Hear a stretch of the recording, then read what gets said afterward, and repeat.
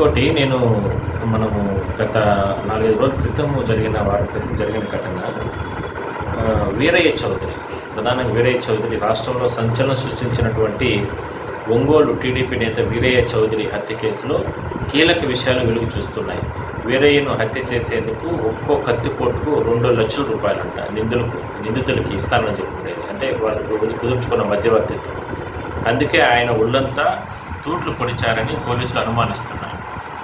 ఆయన ఒంటిపై 53 కత్తిపోట్లు, మనం ఇంతకుముందు వీడియో చేసినప్పుడు కూడా ఆయన ఒంటిపై 53 కత్తిపోట్లు ఉన్నట్లు వైద్యులు నిర్ధారించడం జరిగింది.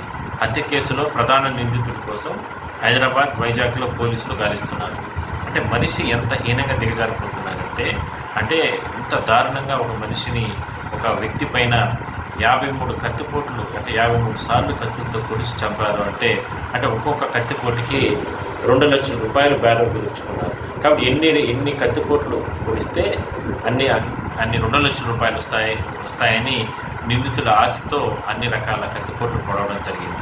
ఎంత దుర్మార్గం చెప్పండి. డబ్బు కోసం ఇంత నీచంగా, ఇంత హీనంగా దిగజారడం అనేది కరెక్ట్ కాదనే అభిప్రాయం అందరూ చెబుతున్నారు. దీనిపైన ఇప్పటికే పోలీసులు కొంతమందిని, అంటే వీరయ్య చౌదరిని ఎవరు చంపారో ఆ అనుమానితులని కొంతమంది ఇప్పటికీ కూడా అరెస్ట్ చేసినట్టు తెలుస్తూ ఉంది. మరి కొంతమందిని విచారణ జరుపుతున్నారు.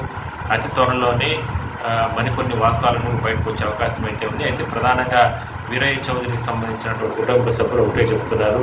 ఎందుకంటే ఆ రోజు చనిపోయిన తర్వాత హోంమంత్రి గారు కావచ్చు, ముఖ్యమంత్రి, వీళ్ళందరూ కూడా నేరుగా వెళ్ళి పరామర్శించి ధైర్యం చెప్పడం జరిగింది.